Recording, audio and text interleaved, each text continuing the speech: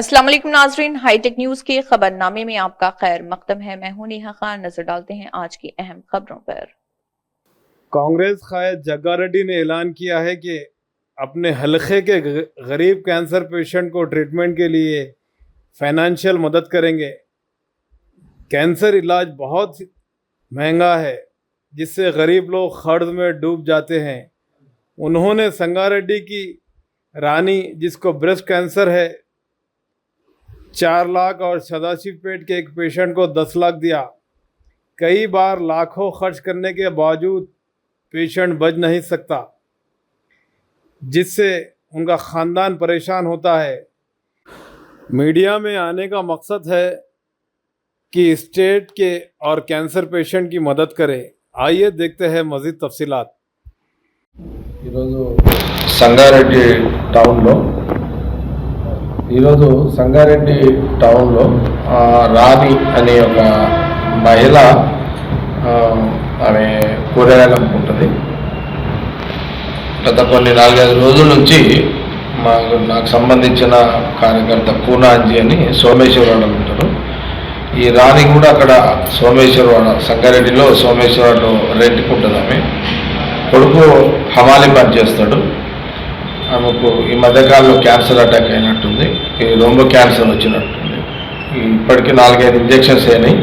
అది ఆరోగ్యశ్రీలో injections cover అవుతున్నాయి. సర్జరీకి ఒక 3.5 లక్షలు అవసరం ఉందని వాళ్ళు నాకు అడగడం జరిగింది. అందుకని ఈరోజు రొమ్ము క్యాన్సర్ సంబంధించిన 3.5 లక్షలు, ఒక 50,000 ఖర్చుల కింద 4 లక్షల రూపాయలు వాళ్ళకు అరేంజ్ చేసి ఇప్పుడే ఆ రాణికి అలా కొడుకు అప్పచెప్పడం జరిగింది.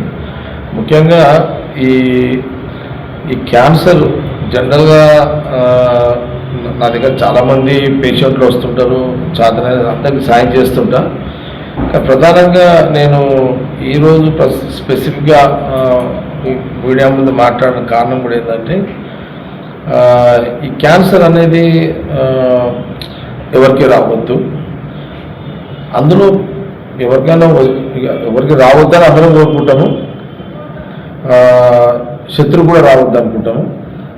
సరే, ఈ కాలక్రమంలో మనుషుల వల్ల రోగాలు వస్తూనే ఉంటాయి. కానీ మిగతా రోగాలకి క్యాన్సర్ రోగాలకి మనం చాలా తేడా ఉంటుంది, మనకు తెలిసిన విషయమే. ఏదైనా హార్ట్ సర్జరీ కానీ ఇంకో సర్జరీ కానీ ప్రతిదానికి మనిషి టెన్షన్ లేని లైఫ్ ఉంటుంది. క్యాన్సర్ అనేది టెన్షన్తో కూడుకున్న లైఫ్, జీవితాంతం. ఇంజెక్షన్ తీసుకున్నా, సర్జరీకి పోయినా లక్షలతో కూడుకున్న వ్యవహారం అయిపోయింది. అటు ప్రాణహాని, అటు ప్రాణంతో పోరాటము, వీడు లక్షల రూపాయలతో ఆ మధ్యధరికు రూపాయలు పేదవాడి పోరాటం. సరే, ఒక డబ్బున్న వ్యక్తికి వచ్చింది, వాళ్ళు లక్షల కోట్లు పెట్టుకుంటారు, అదృష్టం ఉంటారు, బయటపడతారు, కొందరు పడరు, ఇదంతా నడుస్తుంటుంది. కానీ పేదవాడికి అంటే ఈ మధ్యకాలం అంటే నేను చాలా సందర్భంలో క్యాన్సర్ పేషెంట్స్ ఎవరు వచ్చినా నేను నాకు నేనుగా నేను ఎప్పుడు కూడా రెస్పాండ్ అవుతున్నా. కారణం ఏంటంటే, ఇప్పుడు క్యాన్సర్ వచ్చిన కాడ నుంచి మళ్ళీ ఆ ట్రీట్మెంట్తో ఒక అవస్థ, డబ్బులు మొబిలైజేషన్ ఒక అవస్థ, అప్పులు చేయడము, అప్పుల వాళ్ళతో మళ్ళీ ఒక అవస్థ, చివరికి 2 ఏళ్ళు 3 ఏళ్ళు ఆ ట్రీట్మెంట్ మెజారిటీ చాలామంది చనిపోతున్నారు. ఒక క్యాన్సర్ పేషెంట్ చనిపోయిన తర్వాత అప్పు ఇంటికి భారం అవుతుంది. సరే, ఆ తల్లికో తండ్రికో లేదా ఎవరికో వస్తే ఆ ఇంటి కుటుంబము బాధ్యతగా వాళ్ళు తిప్పల పడుతుంటారు, అప్పులు తెస్తుంటారు, ట్రీట్మెంట్ చేస్తుంటారు, 2 ఏళ్ళు 3 ఏళ్ళు బతుకుతున్నారు. టైం బాగాలేని రోజు చనిపోతున్నారు. చనిపోయినాక మళ్ళా చనిపోయిన బాధతో పాటు ఇంటికి ఆర్థిక భారం అయిపోతుంది. కొందరికి 15, 20, 30, 40, 50, కొందరికి 70 లక్షలు, లక్షలలో వెళ్ళిపోతుంది. అంటే ఒక క్యాన్సర్ పేషెంట్ ఇటు బాధ, తర్వాత అనుకోని పరిస్థితులు చనిపోయిన తర్వాత ఆర్థిక భారం ఇంటికి బాధ. ఇది నేను బాగా గ్రహిస్తున్నటువంటి విషయం.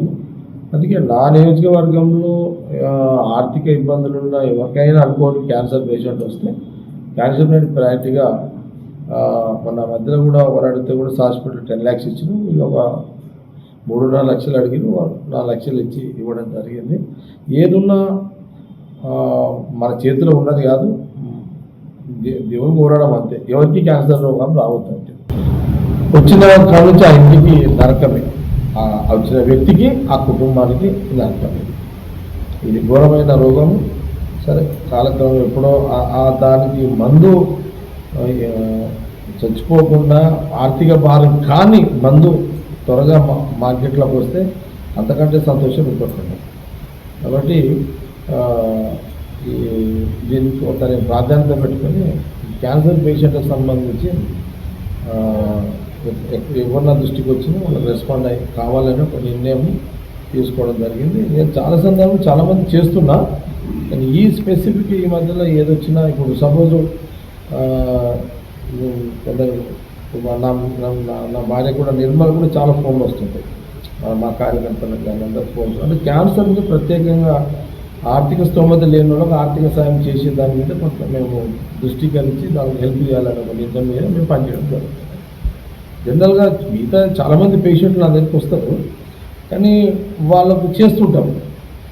నేను అది ఎక్కడ కూడా మీడియా దృష్టికి తీసుకురావడం లేదు, నాకు ఆ ఇంట్రెస్ట్ లేదు. ఇది కూడా నాకు ఇంట్రెస్ట్ కాదు.